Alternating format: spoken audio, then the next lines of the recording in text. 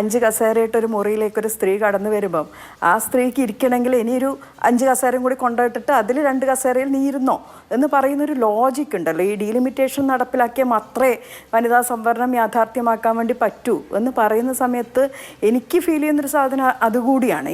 സ്ത്രീകളെ ഇരുത്തണമെങ്കിൽ ഇനി additional chair വരട്ടെ. ഉള്ള ചെയർന്ന് ഒരാൾ എണീറ്റ് കൊടുക്കൂല.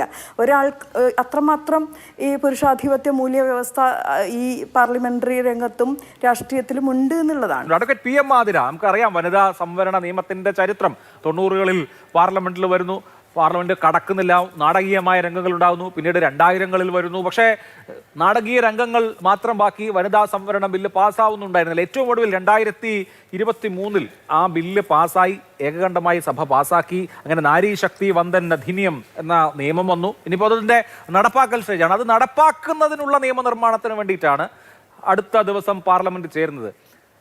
അത് നടപ്പാക്കി കഴിയട്ടെ എന്നുള്ള നിലപാടല്ലേ അക്കാര്യത്തിൽ കൂടുതൽ യുക്തം? മറ്റ് പലതരത്തിലുള്ള അഭിപ്രായ വ്യത്യാസങ്ങൾ ഉണ്ടാകാം. പക്ഷേ എന്ത് തന്നെയായാലും അടുത്ത ലോക്സഭാ തെരഞ്ഞെടുപ്പ് മുതൽ 33% സംവരണം ഉറപ്പു നൽകുന്ന സംവിധാനം വരട്ടെ എന്ന് തീരുമാനിച്ചതിന് ശേഷമല്ലേ ബാക്കി എന്തുള്ളൂ?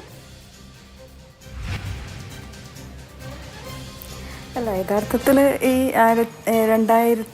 ഈ ഇതുമായി ബന്ധപ്പെട്ട ചർച്ച 96 തുടങ്ങുന്നതിന് എത്രയോ മുമ്പേ ഈ 1930കളിലെ തുടങ്ങിയൊരു ചർച്ചയാണത്. പാർലമെൻറ്റിൽ വരുന്നത് 96 ആദ്യം അവതരിപ്പിക്കുന്നത്. 98, 2003, 2009, 2010 ഒക്കെ അവതരിപ്പിച്ചിട്ടും ഇപ്പോഴും 2023 അവതരിപ്പിച്ചതും ഇപ്പോഴും നമ്മൾ ഇപ്പോൾ ചർച്ച ചെയ്യാൻ വേണ്ടി പോകുന്നു എന്നാണ് പറയുന്നത്.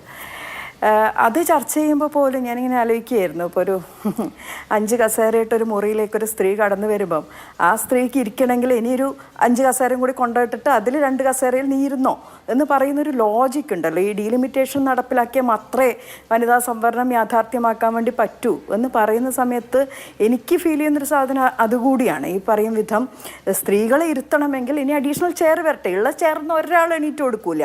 ഒരാൾ അത്രമാത്രം ഈ പുരുഷാധിപത്യ മൂല്യവ്യവസ്ഥ ഈ പാർലമെന്ററി രംഗത്തും രാഷ്ട്രീയത്തിലും ഉണ്ട് എന്നുള്ളതാണ്. അപ്പോൾ അതിന് ഡീലിമിറ്റേഷനും ഇതും തമ്മിൽ കൂട്ടിക്കെട്ടുന്നത് എന്ത് എന്നുള്ളതാണ് ആദ്യം പരിശോധിക്കേണ്ടത്. പിന്നെ ഡീലിമിറ്റേഷൻ എന്നുള്ളത് നേരത്തെ സൂചിപ്പിച്ചതുപോലെ ഇത്രമാത്രം ഇന്ത്യൻ ജനാധിപത്യത്തെ അട്ടിമറിക്കാൻ വേണ്ടി പോകുന്നു എന്നുള്ള ആശങ്ക എല്ലാവരെ സംബന്ധിച്ചിടത്തോളം ഉണ്ട്. ഇപ്പം കേരളം മറ്റ് പല കാര്യങ്ങളിലും നേട്ടങ്ങൾ ആർജിക്കുന്ന സമയത്ത് ഇനി കേരളത്തിന് അക്കാര്യത്തിൽ ഫണ്ടില്ല എന്ന് പറയുന്നത് പോലെ തന്നെയാണ് ഈ ഫലപ്രദമായിട്ട് ജനസംഖ്യാ നിയന്ത്രണം നടപ്പിലാക്കിയ സംസ്ഥാനങ്ങൾക്ക് പൊളിറ്റിക്കൽ റെപ്രസെൻറ്റേഷൻ കുറയുന്നു എന്നുള്ള രീതിയിലേക്ക് വരുന്ന സമയത്ത് അത് ഇന്ത്യൻ ജനാധിപത്യത്തിന് എത്രമാത്രം പരിക്കേൽപ്പിക്കും എന്നുള്ള ആശങ്ക എല്ലാവരും സംബന്ധിച്ചിടത്തോളം ഉണ്ട്.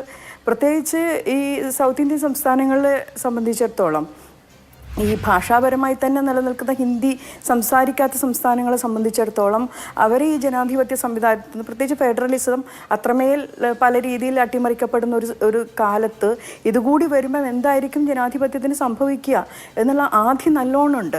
അതും ഈ വിമൻ റിസർവേഷനും കൂടി കൂട്ടിക്കെട്ടുന്ന സമയത്ത് സ്വാഭാവികമായിട്ടും ആളുകൾക്ക് ഉണ്ടാകുന്ന ഇത് പല രീതിയിൽ ഇത് അട്ടിമറിക്കാൻ എല്ലാ കാലത്തും ശ്രമിച്ചിട്ടുണ്ട്.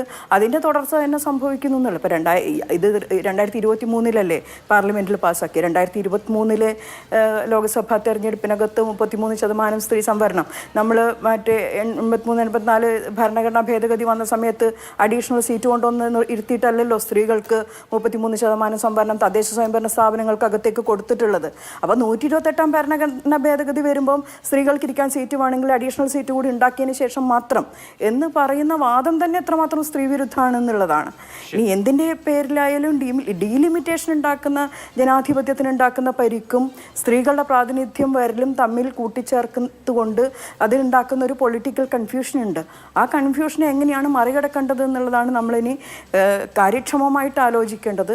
പ്രത്യേകിച്ച് BJP പോലുള്ളൊരു രാഷ്ട്രീയ സംവിധാനം ഈ സ്ത്രീകളോട് നിരന്തരം എടുക്കുന്ന സമീപനങ്ങൾ സ്ത്രീ വിരുദ്ധമായിട്ടുള്ള നിരവധി ആശയഗതികൾ കുത്തിക്കയറ്റാൻ വേണ്ടി ശ്രമിക്കുന്ന സമയത്ത് നമ്മളുടെ ഭരണഘടന പറയുന്ന തുല്യത എന്ന ആശയത്തെ പല രീതിയിൽ അട്ടിമറിക്കാൻ വേണ്ടി ശ്രമിച്ച ഒരു രാഷ്ട്രീയ സംവിധാനം കൂടിയാണത്. മനുസ്മൃതി മുന്നോട്ട് വെക്കുന്ന ഈ ഇത്തരം വാദങ്ങൾ കൂടുതൽ